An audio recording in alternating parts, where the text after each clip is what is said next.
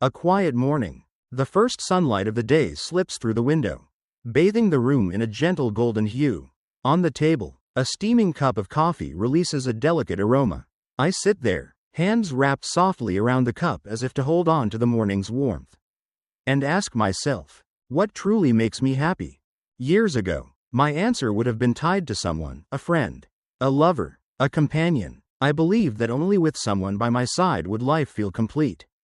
But over time, I've realized, if my happiness depends on others, it will always be as fragile as a candle in the wind. Today, I want to begin the day with the belief that happiness doesn't depend on anyone else, it starts within myself.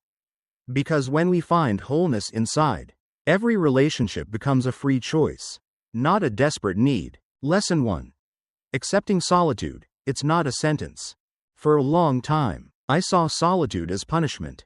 Long evenings with no messages, weekends without invitations made me believe I was being left behind.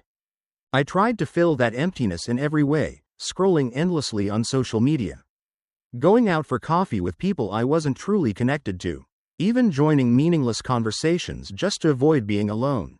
But one day, I did the opposite. I turned off my phone and allowed myself to sit in silence.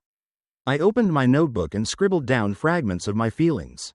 I read a few pages of a book, then sat quietly by the window, listening to the rustling leaves outside.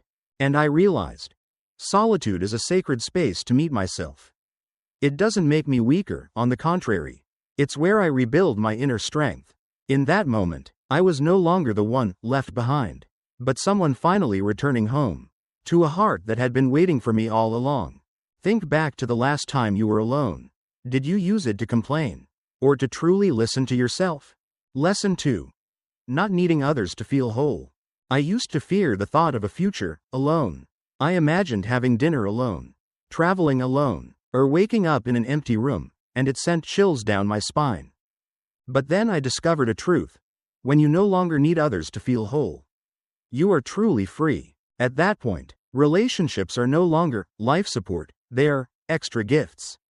You choose to be with someone because you want to, not because you have to. When you know you can stand on your own, you no longer cling to toxic relationships out of fear of loneliness.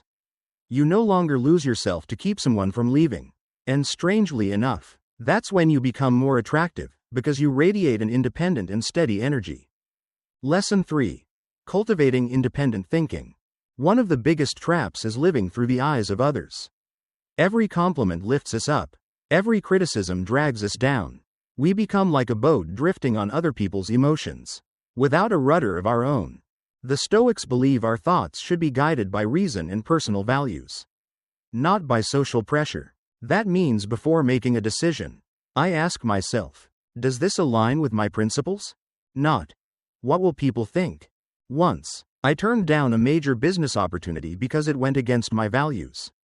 Many didn't understand and thought I was foolish. But in the long run, I saw that decision preserved my peace of mind, and no multi-million-dollar project could buy that. Lesson 4. Finding an inner purpose. I used to shape my life plans around others' expectations, family, friends, society. I studied what was considered stable, and worked in a field others called promising. And then, I reached success that everyone admired, yet I still felt empty. I realized, true purpose doesn't come from applause outside, but from the fire within, from what I am truly passionate about, from the work that brings deep meaning, even if no one sees it. If you ignored everyone's expectations, what is the one thing you would most want to do in life? Lesson 5. Valuing silence. In a world full of noise, from phone notifications and rushed conversations to work pressures, silence has become a luxury. But I've found that it's in those quiet moments that we can hear the voice of our soul. One evening, I turned off my phone, turned off the music, and just sat on the balcony. The sound of distant traffic, the wind weaving through the trees, and even my own breathing. That stillness helped me organize my thoughts, untangle emotional knots, and see my next steps more clearly. Lesson 6. Building emotional strength. No one can be by your side 24/7 to shield you from every difficulty. Sometimes, you have to stand firm on your own. I used to panic whenever trouble came, immediately seeking someone to rescue me. But after many experiences, I realized, if I can't calm myself, I will always be dependent. The Stoics trained themselves by mentally preparing for all possibilities so that when hardship strikes, they're not swept away. I began to apply this. Breathe deeply. Observe my emotions instead of reacting right away. And remind myself, I've overcome so many challenges, this will be no different. Lesson 7. Not idealizing constant presence. We often think a good relationship means always being together. But in truth, distance can sometimes be the best medicine for both. When you are independent, you don't cling or impose. The relationship becomes voluntary, a space to breathe, rather than a grip that suffocates. Lesson 8. Investing in personal growth daily.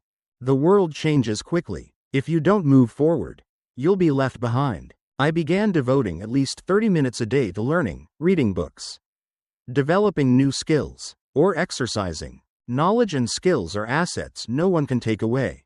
They help you stay grounded through change and confident in facing challenges. Lesson 12. Conclusion. Happiness is born within. After all, I've realized, true happiness doesn't come from others, it comes from yourself. From the way you think. From gratitude. From accepting yourself, both strengths and flaws. You can be alone and still at peace. You can face challenges and still wear a smile. Because you know, the roots of happiness are in your own hands. Not dependent on anyone or anything. An inspiring closing thought. Begin each day with the question, today, what can I do to become just 1% better than yesterday? You don't need to wait for someone to bring you joy or wholeness. And when you are happy from within, every relationship, every achievement, becomes just an added gift to a life that is already full. If you've been seeking happiness in others, try looking for it within yourself for 1 week. Then come back and share the results with me.